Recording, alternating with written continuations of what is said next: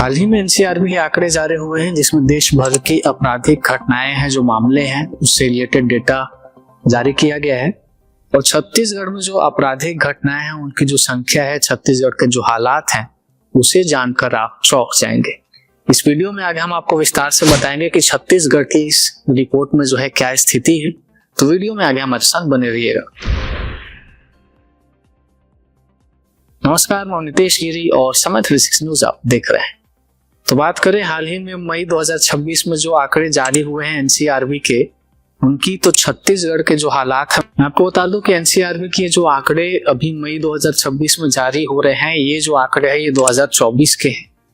तो इसके अनुसार जो है छत्तीसगढ़ में बच्चों के खिलाफ जो साइबर क्राइम है उसमें पूरे देश में छत्तीसगढ़ नंबर 1 पर है। बच्चों के खिलाफ साइबर क्राइम के 268 मामले जारी किए गए हैं, जो देश भर में सबसे ज्यादा है। इसके बाद दूसरे नंबर पर आता है राजस्थान, 174 मामले, और तीसरे नंबर पर दिल्ली, जहां 151 मामले दर्ज किए गए। अब आते हैं दूसरे सबसे अहम अपराध जो है हत्या, मर्डर का केस। हत्या के मामले में जो है जनसंख्या के अनुपात प्रति लाख आबादी जो होता है उसमें हत्या के मामले में छत्तीसगढ़ पूरे देश में दूसरे नंबर पर है। ये चौंकाने वाला जो है आंकड़ा है और चौंकाने वाला रिपोर्ट है कि पूरे देश में हत्या के मामले में जो है छत्तीसगढ़ का नाम दूसरे नंबर पर एनसीआरबी की इस रिपोर्ट में आया है। मैं आपको बता दूं कि हत्या की जो दर है छत्तीसगढ़ में 3.3 है और राष्ट्रीय औसत 1.9 है, यानी कि राष्ट्रीय औसत से कहीं ज्यादा छत्तीसगढ़ में हत्या की दर है। हालांकि पूरे देश में ये दूसरे नंबर पर है। मैं आपको यहाँ बता दूं कि पहले नंबर पर जो है झारखंड है, जहां पर 3.7 ये दर है। इस रिपोर्ट के मुताबिक छत्तीसगढ़ में जो है कुल 1041 हत्याएं दर्ज की गई। अब आते हैं अंधविश्वास और जादू टोना पर। अंधविश्वास के कारण होने वाली हत्याओं में भी छत्तीसगढ़ जो है देश में दूसरे नंबर पर है। मैं आपको बता दूं कि 2022 के पहले तक जो है छत्तीसगढ़ इसमें पहले नंबर पर था, अब दूसरे नंबर पर आ गया है। लेकिन अभी भी ये जो आंकड़े हैं, ये जो दूसरे नंबर का स्थान है, ये बहुत डरावना है और एक गंभीर विषय है, जहाँ पे अंधविश्वास और जादू टोना के नाम पर लोगों की हत्याएं हो जाती है, लोगों की मौतें हो जाती है। इससे बाहर निकलने की जो है बहुत ज्यादा जरूरत है और इसका एक जो मेन रीजन है वो होता है शिक्षा, क्योंकि अशिक्षित लोग ही सबसे ज्यादा अंधविश्वास के चपेट में आते हैं। तो प्रदेश में ज्यादा से ज्यादा शिक्षा का विस्तार और अंधविश्वास के खिलाफ मुहिम चलाने की, लोगों को जागरूक करने की जो है जरूरत है।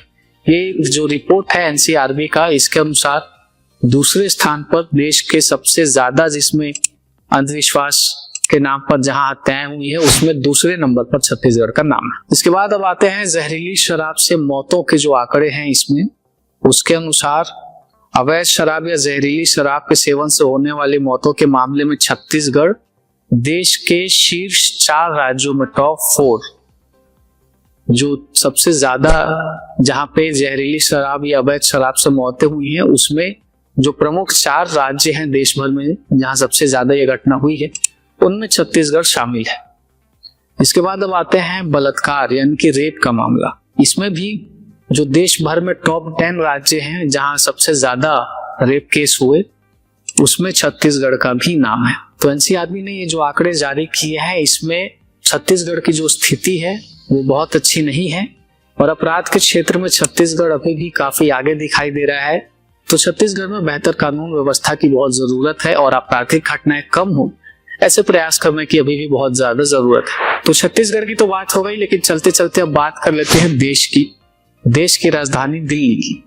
दिल्ली देश की राजधानी है, लेकिन इस रिपोर्ट को देखते हुए, एनसीआरबी के इन आंकड़ों को देखते हुए, ये कहना मुझे नहीं लगता कि अनुचित होगा कि अब क्राइम कैपिटल भी जो है दिल्ली बनता हुआ दिखाई दे रहा है।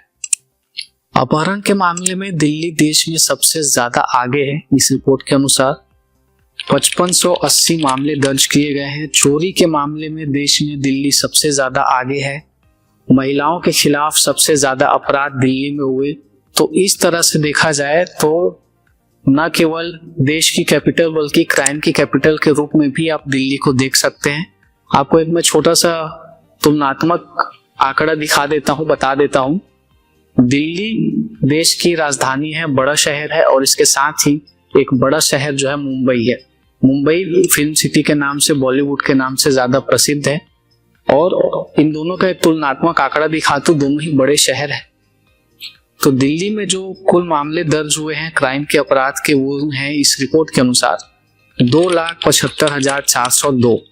वहीं मुंबई में जो दर्ज हुए वो है 51,428, यानी एक और लगभग आधा लाख 51,000, और एक और दिल्ली जहां लगभग दर्ज हुए हैं 2.25 लाख।